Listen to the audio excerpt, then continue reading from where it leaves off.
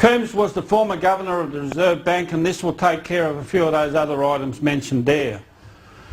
This is what Coombs said, and I'm going down to the quote.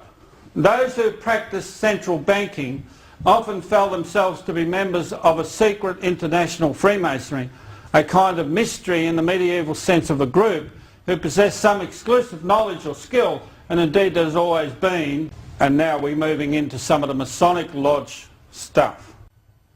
This is what they say, and they won't say that in a court of law. We shall create and multiply free Masonic lodges in all the countries of the world, absorb into them all who may become or are prominent in public activity, for in these lodges we shall find our principal intelligence, office and means of influence. All these lodges we shall bring under one central administration known to us alone, and to all others absolutely unknown, which will be composed representatives who will serve to screen the above mentioned administration of Masonry, and from whom will issue the watchword and program. In these lodges we will tie together the knot which binds all revolutionary. Masonry always perpetrates a revolution because in that they get order out of chaos. And liberal elements, their composition will be made up of all strata of society. Now, any of the Australian banks, actually American banks, has a whole the power to create money in addition to what you've said about the Federal Reserve specifically? Answer, yes. The fractional reserve system implemented under the Federal Reserve Act of 1913 allows the banking system as a system to create money to expand the money supply. Now that should be your government's ability, not a bank's ability. Why did you give it to the bank? We didn't make us do it. No, the Commonwealth Bank was sold in April 1991. It's a statutory constitutional bank. Why'd you let them do that? The authority to expand or contract the money supply by changing reserve requirements given to a private banking system puts our whole money system in fearful jeopardy. Is that happening now? Yes. Because what they're actually saying is, we've got a problem but we think we can prop it up and therefore it's got fixed. No, that's just getting you ready for them to collapse it. By simply saying, well, it collapsed because we couldn't support it. But in actual fact, they wanted it, they built it to collapse it. Why? Because this is what will happen. When Australia can't pay its interest, and that'll be called up in one day, they just simply say, internationally we declare Australia bankrupt. That's all of this. Everything that you put up against that money, unbeknownst to you, is then under international bankruptcy, which means they own your property for the next 20 years. Got it? What are you going to do about it? Now this is the ANZ. We've only done the ANZ for this one, for another reason. That's the major shareholders of the ANZ on our last check of the shareholders of the ANZ. All of those are interlocking shareholders. There's a myriad of shareholding tracking, and you go into thousands, etc.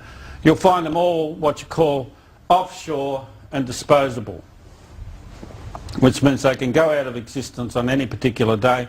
And do you think they'll give you back your money? Can I ask the question again? Do you think they'll give you back your money? No. Do you think they lost it or they just moved it? Moved it. Now the banks would say, you shouldn't be talking about us because we are really good and representative. Problem is, do you practice fractional reserve banking? Now here we've got what you call the Australian Government Guarantee Scheme for Large Deposits and Wholesale Funding. Certificate number ANZ L00264, date 12th of the 1st 2009. Rudd borrowed a lot of money from the ANZ on your behalf. Well, where'd the ANZ get it from? From the shareholders' funds, wasn't it?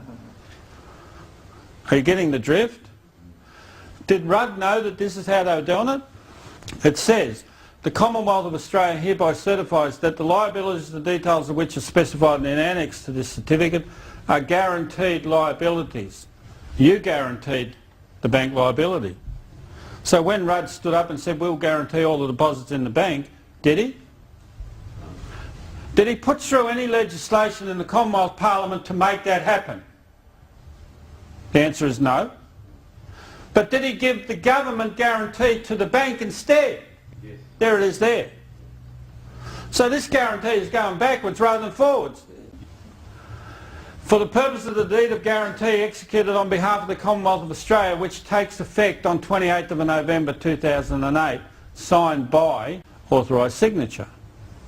Now we have Commonwealth of Australia Securities, which in actual fact has a New York office, a New York mailing address, but it's registered in Delaware. Now what does that mean? That if you had a problem in the government with getting that money back, and you have to take a legal action in Delaware to get it back. But you've got to be a registered citizen of Delaware to lodge the action. Got it? Annex. Now that's the money, some of the money, only some of the money that's come in from the ANZ to Rudd. That's actually $2 billion. Maturity at 16th of the 1st, 2012. 3 years away. Then the next one is $2 billion.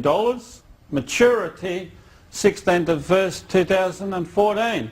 And it's to be cleared in Euroclear. There's the debt you have to pay. But you have to pay interest on it too.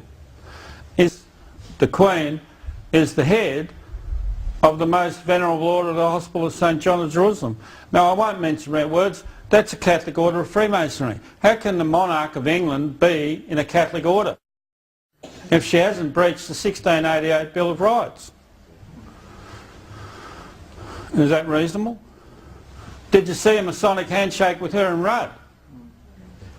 So with that handshake and with that picture, the conclusion is reasonable, isn't it? You have a Masonic monarch.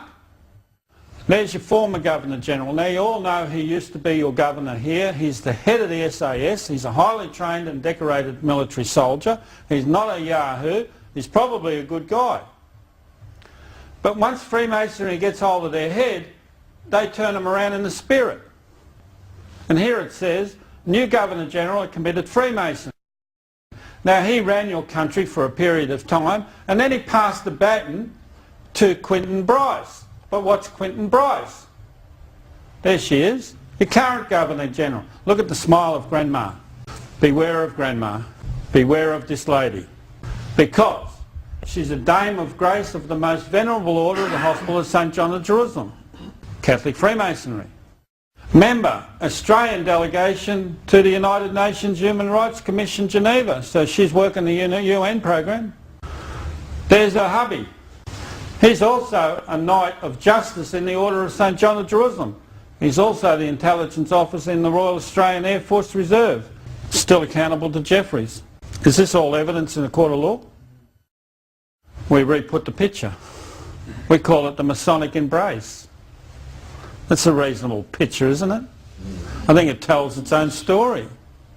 Now any good barrister or lawyer would stand up and say, I object, remove the evidence from the screen and do not let the jury see it. Because that's just how people handshake. But is it? You know that a photographer would have had to know that this was going to happen and he was in the correct position.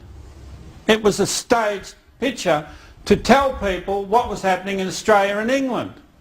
Because while you sit down, you're not protecting your children.